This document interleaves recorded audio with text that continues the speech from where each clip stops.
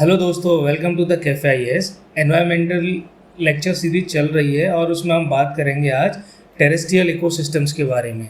Basics क्या होते हैं, ओवरव्यू क्या होते हैं, जनरली टेरेस्ट्रियल इकोसिस्टम्स को क्या कहा जाता है, बायोम। सो इस लेक्चर में हम डिस्कस करेंगे टुंड्रा बायोम के बारे में, आर्कटिक एंड अल्पाइन। तो शुरू करते हैं। शुरू करने से पहले हम बात कर लेते हैं हम एक सुंदरलाल बहुगुणा जी के एक स्टेटमेंट की। उन्होंने कहा था इकोलॉजी इज़ परमानेंट इकोनॉमी। ऐसी इकोनॉमी यानी इकोलॉजी एक ऐसी इकोनॉमी है जो कभी ख़त्म नहीं होती। So we take care of ecology, we are taking care of our economy. देखिए इकोलॉजी का मीनिंग क्या होता है, इसका डिटेल में मीनिंग क्या होता है, कैफे आईएएस के प्रीवियस लेक्चर में डिटेल में हम इस पर डिस्कशन कर चुके हैं। आप उस वीडियो को रिफ़र कर सकते हैं। Right, let's move to the next. Natural ecosystem. Natural ecosystem, again ecosystem के बारे में बहुत डिटेल में डिस्कशन हो चुका है, आप प्रीवियस लेक्चर देख सकते हैं। तो नेचुरल इकोसिस्टम क्या है? Assembly of plant and animals as one single unit, यानी ऐसे इकोसिस्टम जो अकर होते हैं नेचर में freely, right, without the need of human intervention to survive और to grow. So they are not man made, they are already existing, right. तो assembly of plant यानी biotech में प्लांट और animal हो गए। दो कंपोनेंट होते हैं ना इकोसिस्टम के, एक एनवायरनमेंट के, बायोटेक एंड अबायोटेक। बायोटेक में प्लांट एनिमल हो गए और अबायोटेक के एलिमेंट्स में कौन कौन से हो गए? सनलाइट, वाटर, इस तरह के। तो इन दोनों एलिमेंट्स में बायोटेक एंड अबायोटेक में आपस में इंटरेक्शंस होते हैं, एक्सचेंज होता है। किसका एक्सचेंज किसका होता है? एनर्जी का एक्सचेंज होता है, मैटर का एक्सचेंज होता है। मैटर यानी कि न्यूट्रिएंट साइकिलिंग होती है। ये दोनों चैप्टर्स भी यानी दोनों टॉपिक्स भी हमने ऑलरेडी कवर करे हैं बहुत डिटेल में, energy pyramids and nutrient cycling सारी। तो इन दोनों का एक्सचेंज होता है। तो इस तरह के सिस्टम्स को, इकोसिस्टम्स को नेचुरल इकोसिस्टम कहा जाता है। ठीक है, और ये कई तरह के हो सकते हैं, जैसे डेजर्ट्स हैं, ग्रासलैंड्स हैं, वर्जिन रेन फॉरेस्ट हैं, प्लेन्स हैं। ठीक है, तो मेनली हम टुंड्रा की बात करेंगे आज, और टुंड्रा में भी एल्पाइन और आर्कटिक की। राइट, एक जनरल ओवरव्यू देख लेते हैं कि कौन कौन से नेचुरल इकोसिस्टम होते हैं। दो तरह के होते हैं, terrestrial ecosystem, aquatic ecosystem. Terrestrial ecosystems को हम बायोम्स भी कहते हैं, याद रखना। और ये इनको फर्दर क्लासीफाई किया गया है, forest ecosystem, grassland ecosystem, desert ecosystem and tundra ecosystem.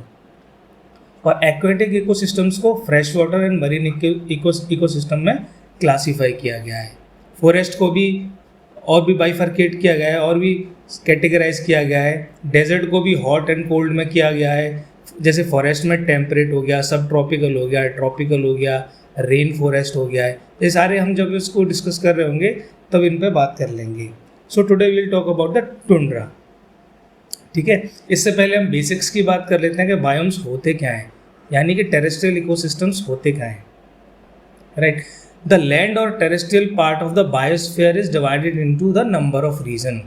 तो बायोस्फीयर क्या होता है पहले ये जानते हैं कि it is the sum of all ecosystem. जितने भी इकोसिस्टम्स हैं उनको अगर कंबाइन कर देंगे तो बायोस्फीयर बन जाएगा।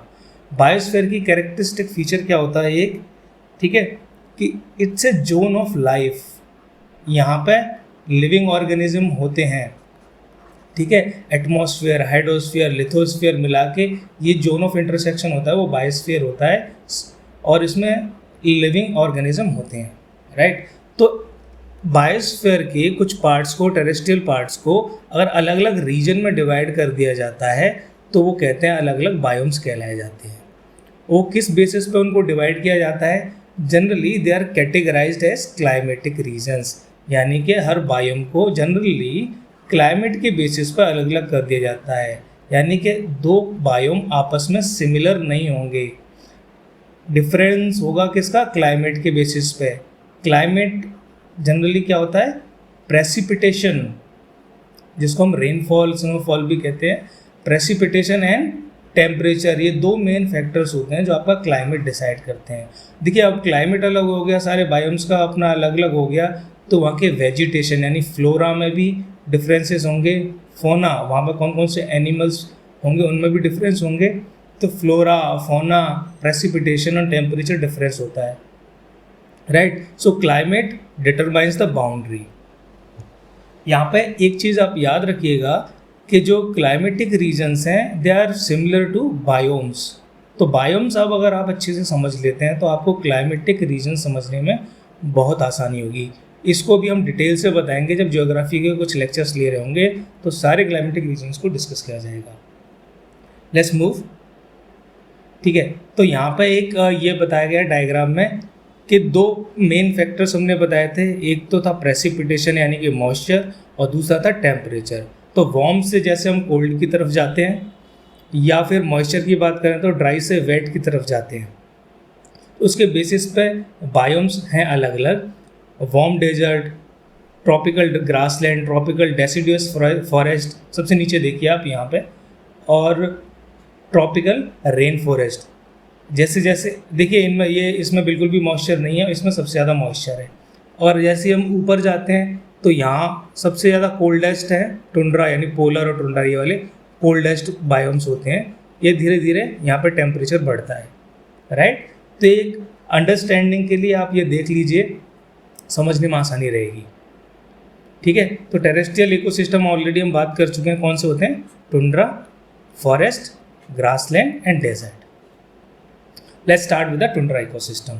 टुंड्रा का मतलब होता है नो ट्रीज, बैरन लैंड, यानी उस पर जनरली कुछ नहीं होता। ठीक है, इसके टुंड्रा बायोम किस के फीचर्स देख लेते हैं। यहाँ पे बहुत ही कोल्ड क्लाइमेट होता है, बहुत ही हार्श क्लाइमेट होता है। तो विंटर्स बहुत सिवियर होती हैं, बहुत मुश्किल सर्दियाँ होती हैं।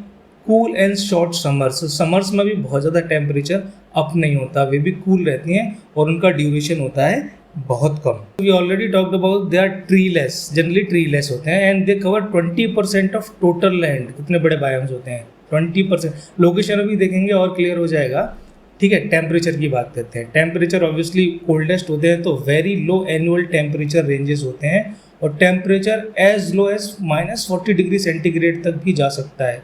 देखिए हम नॉर्थ इंडिया में रहते हैं या साउथ इंडिया में अगर माइनस तो छोड़िए, यहाँ पे 2 डिग्री 3 डिग्री भी टेम्परेचर हो जाता है तो मान लेते हैं कितनी सीवियर विंटर्स हैं। तो सोचिए कि -40 डिग्री सेंटीग्रेड कितना ठंडा होगा। तो इतना लो भी जा सकता है इन रीजन्स में, इन बायोम्स में टेम्परेचर। प्रेसिपिटेशन, तो यहाँ पे बहुत कम स्नोफॉल होता है, स्नोफॉल ही होता है जनरली, या फिर स्लीट के फॉर्म में होता है प्रेसिपिटेशन। स्लीट क्या होता है? Sleets are nothing but melted snow, यानी कि स्नो हो गया, स्नो और वाटर रेन दोनों का मिक्सचर होगा, वो होगा स्लीट। ठीक है, सॉइल कैसी होती है?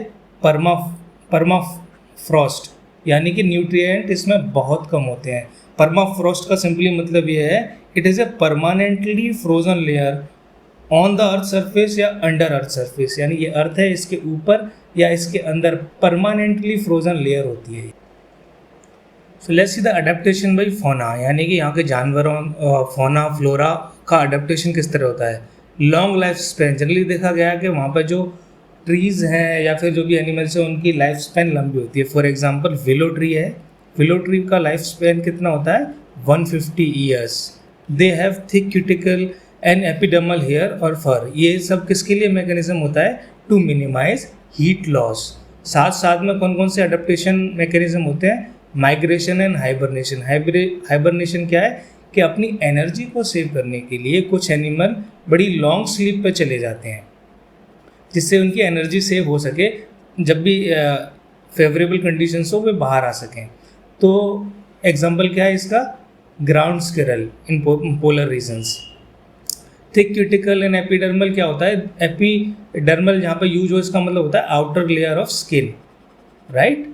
तो ये थिक क्यूटिकल से कवर होती है, जिससे अगेन वही होता है कि हीट लॉस और जो वाटर लॉस होता है वो कम से कम हो।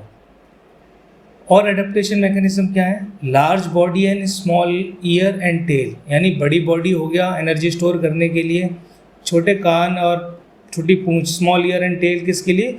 हीट लॉस को मिनिमाइज करने के लिए। तो in this sense they follow Allen's rule. Allen's rule क्या कहता है कि ज्योग्राफिकल रीजन पे डिपेंड होता है कई कई एनिमल्स का features. So it says that significant differences exist in the size of limbs and other external organs of animals. Even with in the same species. तो उनके ऑर्गन्स में, उनके लिम्ब साइज में डिफरेंसेस होते हैं उनकी ज्योग्राफी के बेसिस पे। तो यहाँ पे उनके स्मॉल ईयर हैं, स्मॉल टेल्स हैं, क्योंकि हीट मिनिमाइज इनसे होती है, हीट लॉस मिनिमम होता है। करेक्ट। सो ये एक मैप है which shows the total distribution of tundra biome in the world में।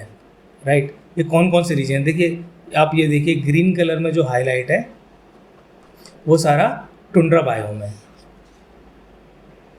राइट, तो अलास्का, कनाडा एंड ग्रीनलैंड वाला एरिया है ये। दूसरा एरिया कौन सा है, नॉर्वे एंड साइबेरिया वाला इलाका है। तीसरा अंटार्कटिका, अंटार्कटिका में बहुत कम है, साउथ में कम क्यों है इस तरह के बायोम्स? रीज़न, ये बायोम्स का मतलब ही ये होता है जो हमने ऑलरेडी बात की थी, टेरेस्ट्रियल इकोसिस्टम। यहाँ पर मेनली लैंड बहुत कम है, मेनली क्या है, ओशियन है। ठीक है, तो यहाँ पे काफ़ी कम है टुंड्रा बायोम का expansion. Correct. Let's move to the type of tundras. We already talked about के आर्कटिक एंड अल्पाइन टुंड्रा होते हैं मेनली। सो पहले हम आर्कटिक टुंड्रा के बारे में बात करते हैं। हमने देख लिया था इसका डिस्ट्रीब्यूशन कहाँ है, मेनली नॉर्थ में। जब भी हम आर्कटिक कहते हैं, we are mainly talking about the latitude. ठीक है, ये अर्थ है, अर्थ में यहाँ पे इक्वेटर है 0 डिग्री लैटिट्यूड पे। जैसे जैसे हम नॉर्थ में अप जाते हैं तो हमारा लैटिट्यूड बढ़ता जाता है। तो ये वाला जो था 60 to 90 वाले के रीजन के बीच में, या 90 के आसपास है यहाँ पे। तो जो हमने डिस्कशन किया था नॉर्वे, साइबेरियन एरिया, अलास्का, तो वो वाला रीजन बिलोंग करता है आर्कटिक टुंड्रा से।